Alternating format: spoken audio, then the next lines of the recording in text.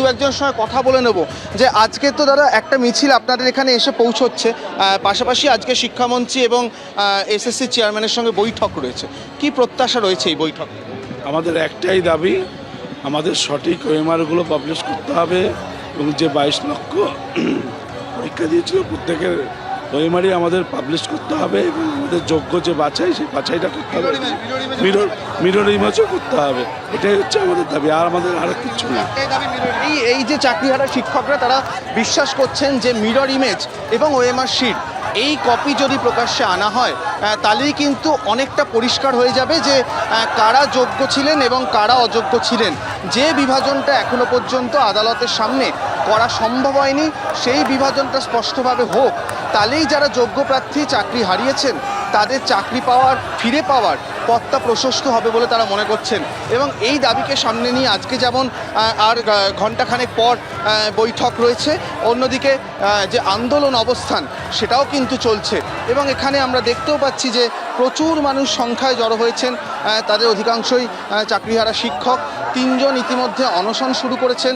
গতকাল সকালবেলা সংখ্যাটি 1 ছিল, এই মুহূর্তে সংখ্যাটি 3-এ গিয়ে পৌঁছেছে এবং সেখানে কিন্তু দাবি যেগুলো লেখা রয়েছে সেখানেও কিন্তু সেই একই কথা, 23 লক্ষ ওএমআরে মিরর ইমেজ পাবলিশ করতে হবে, যোগ্যদের তালিকা প্রকাশ করতে হবে এবং এই দাবিগুলো নিয়েই কিন্তু এই মুহূর্তে 3 জন অনশন করছেন।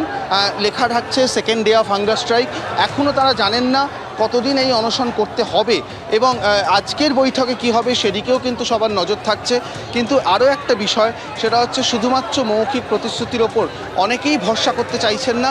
অনেকেই মনে করছেন যে আরও সক্রিয় কোনো বক্তব্য সরকারের তরফ থেকে, এসএসসি চেয়ারম্যানের তরফ থেকে তারা আশা করছেন এবং বুঝতেই পারছে যে এই মুহূর্তে সংগ্রামী যৌথ মঞ্চের যারা সদস্যরা তারাও কিন্তু অনেকে আসছেন, তারাও কিন্তু মাইকে অ্যানাউন্স করছেন।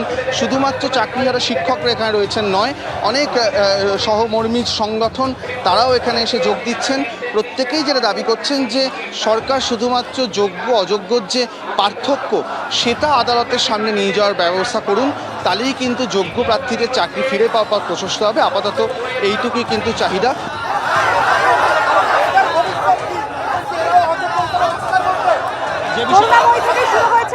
মিছিল যাবে এসএসসি ভবন পর্যন্ত।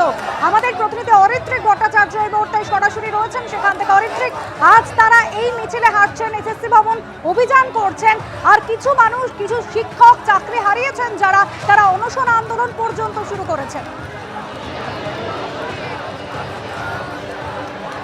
একেবারেই তাই। দেখো, এসএসসি ভবনের সামনের যে চেহারাটা সেটা আমরা সকালবেলা যা দেখেছি বেলা বাড়তে সম্পূর্ণ বদলে গিয়েছে।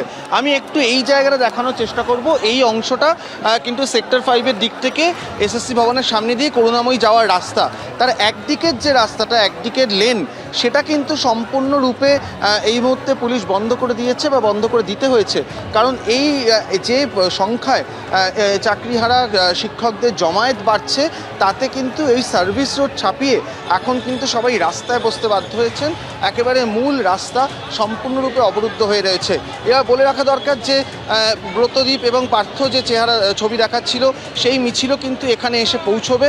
তার ফলে সেই মিছিলে আরও মানুষ কিন্তু এখানে এসেই জড়ো হবেন, অনেকে কিন্তু এখানকার অবস্থানে অংশ নেবেন।